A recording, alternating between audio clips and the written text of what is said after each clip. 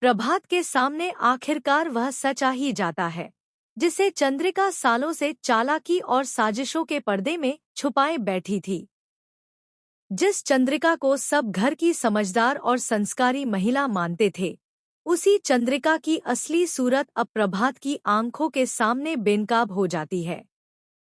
प्रभात को यह जानकर गहरा झटका लगता है कि वसुधा को अपनी और देव की जिंदगी से बाहर निकालने के लिए चंद्रिका ने कितनी गिरी हुई सोच और घटिया प्लानिंग की थी। यह कोई छोटी चाल नहीं थी, बल्कि एक सोची समझी साजिश थी, जिसमें हर कदम बड़ी चालाकी से रखा गया था। जैसे जैसे प्रभात के सामने सारी परतें खुलती जाती है, उसका गुस्सा काबू से बाहर हो जाता है। आंखों में आग और दिल में धोखे का दर्द लिए प्रभात चंद्रिका के सामने खड़ा होता है। बिना कुछ सोचे समझे वह चंद्रिका को एक जोरदार, करारा तमाचा जड़ देता है। यह तमाचा सिर्फ गाल पर नहीं, बल्कि चंद्रिका के झूठ, उसकी चालाकी और उसके अहंकार पर पड़ता है। पूरे घर में सन्नाटा छा जाता है। किसी को यकीन नहीं होता कि जिस महिला को सब देवी मानते थे, उसी ने इतना बड़ा षड्यंत्र रचा था। प्रभात गुस्से में कांपती आवाज में चंद्रिका को चेतावनी देता है। वह कहता है कि उसे कभी उम्मीद नहीं थी कि चंदा जैसी महिला इतनी गिर चुकी होगी। प्रभात साफ शब्दों में कह देता है कि जो खेल वह खेल रही थी, उसका अब अंत हो चुका है।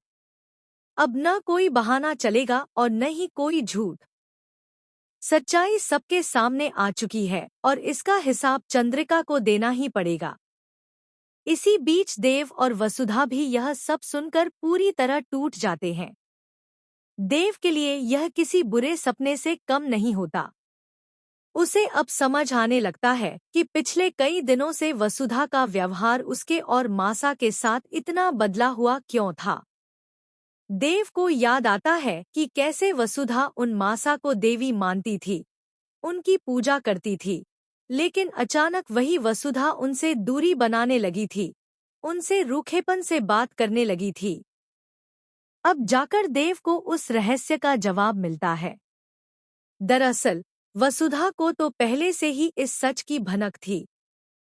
देवी हुकुम ने उससे जबरदस्ती वादा लिया था कि वह 15 दिनों के भीतर देव की जिंदगी से खुद को अलग कर लेगी। यही वजह थी कि वसुधा अंदर ही अंदर टूट रही थी, दर्द सह रही थी और बिना कुछ कहे सब सहन कर रही थी। वह देव से दूर होकर भी देव की खुशी के लिए सब कुछ चुपचाप झेल रही थी। लेकिन